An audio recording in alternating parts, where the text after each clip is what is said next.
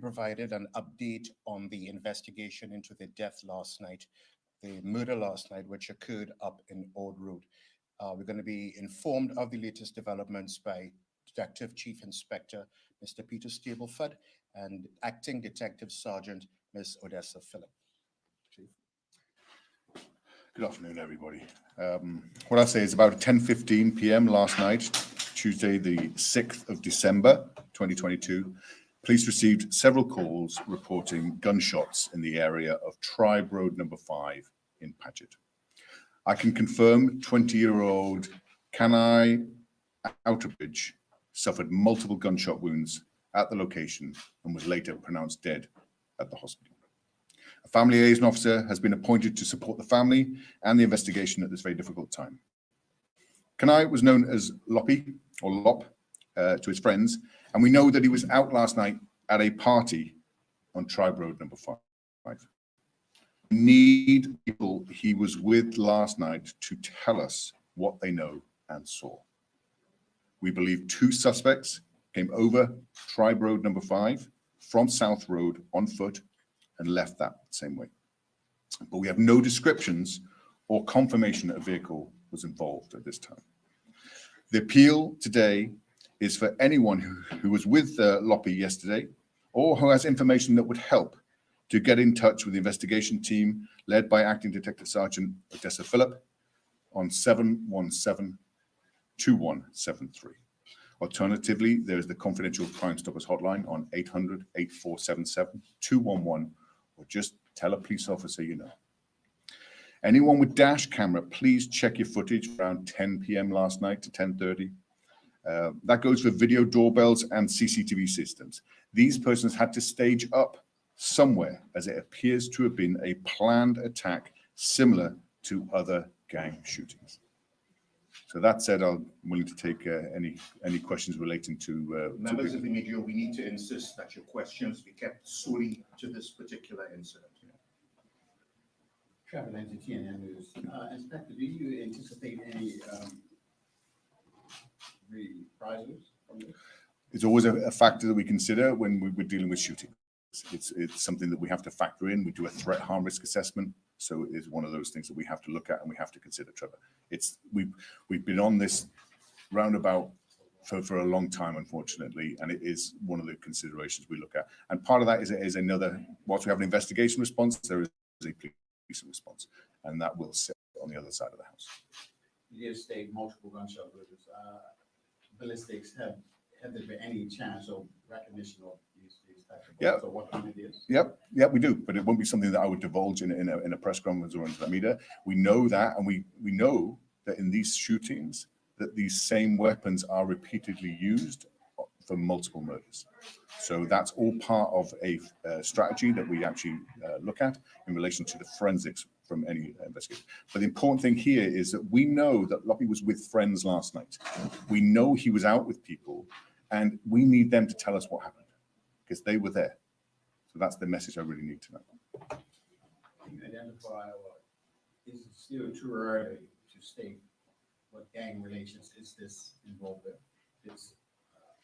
Well, the geography would give you an indication that this is Ord Road. So you're talking about an Ord Road crew as one of the affiliations that it looks like.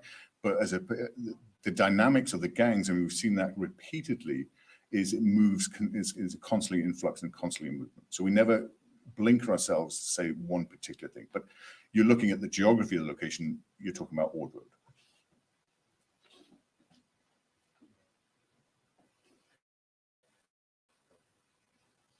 Inspector, just one question. What's the victim known to be? It's funny, I prepared for that question, and I don't like it. I think it's a disingenuous because it makes an inference on something. We're all known to the police. This is somebody's son, it's somebody's grandson, and they've been murdered. You know, that's the important thing here. Whether they're known to the police or not known, we're all known to the police in some way, shape, or form. The connotations you draw from that would infer something negative, and I don't like getting into that. This is a murder investigation where somebody's son, somebody's grandson has been taken from this community, and I don't care whether they are known to the police or not. We still investigate. So that's what. So you're not prepared to say? No, I'm not prepared to say in relation to that because I don't think it's a healthy response to where you want to take or the attitude we want to take to a victim who's been gunned down last night. And one other question. You mentioned suspects, but you mentioned 2 suspects, but you don't have any descriptions of them. What makes you think that there were 2 people involved? Well, at this moment, that's one of the lines of inquiry that we're pursuing. We do have early indications from CCTV and things like that, which lead us to that conclusion at the moment that 2 persons were on foot and came across from the South Road side. And last night, at the time of the incident, you appealed to witnesses and again requested that anybody with CCTV comes forward. Has that appeal resulted in?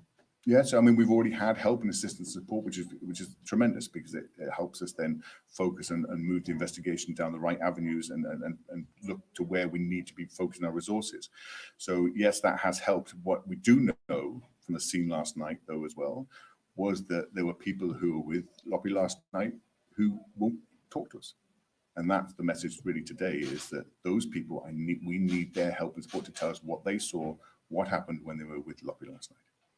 But the community is coming forward. Parts of the community are coming forward, yes. Thank you. You've made it clear that you are treating this as gang related. You've indicated that. So it's been the 5th firearms murder of 2022. How many shooting incidents can you confirm? I wouldn't have the exact numbers of that. What I can tell you is I do know that we have 32 open murders right now and 129 attempted murders, but that's the only figures I would know off the top of my head. Yeah. You also mentioned that they were the same weapon is being used in multiple killings. The 4 shootings prior this year. Are you looking at 1, 2 weapons? There are a number of weapons, and that's always part of the strategy in relation to this. So we do find that the same weapons are being reused and resurfacing, so that ones from years ago come back into the forefront and stuff like that. So it's something that's constantly. We keep the database current, even from what I'll say from the forensics from this case that we've retrieved now will be put into that database, and we will actually cross-reference and look at it across the board. But to start going into specifics of which case and which case, I won't do. Okay. You made an appeal for CCTV or ring footage from nearby businesses and residents, and there are several security cameras visible on Travel Road number 5. Have you had a helpful response? At this stage, yes, we have had a helpful response, and people within the community are reaching out to us, but we still need more. And I don't want to focus it in and around just Tribe Road number 5, because we know that these people have come from somewhere and gone back somewhere. So that could be anywhere across the island. When we start blinking ourselves to say it's only this area, we need to start there and move outwards. So I need people to look and think that not just Tribe Road 5, but they could have come from anywhere across the island. Do you have an indication of which end No. of Tribe Road they left at? No.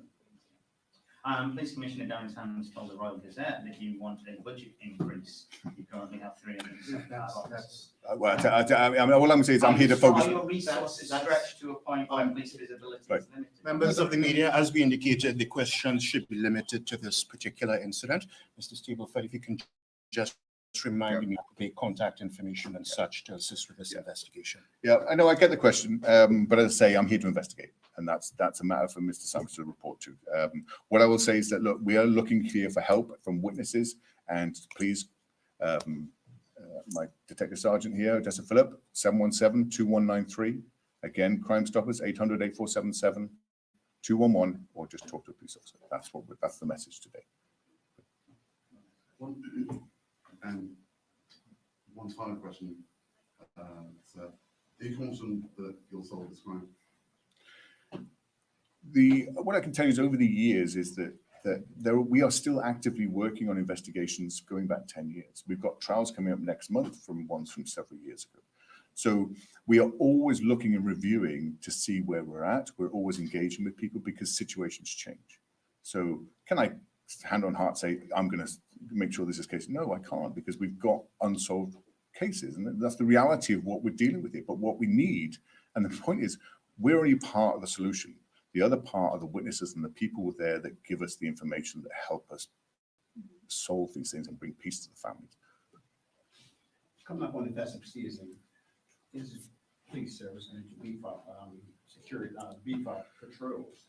So you can ask, I mean, again, I say I'm here for the investigation part. Basically to handle up any reports. Of course, I mean, that's part of that, but we've seen that previously before. This is not the first time we've been where we're at.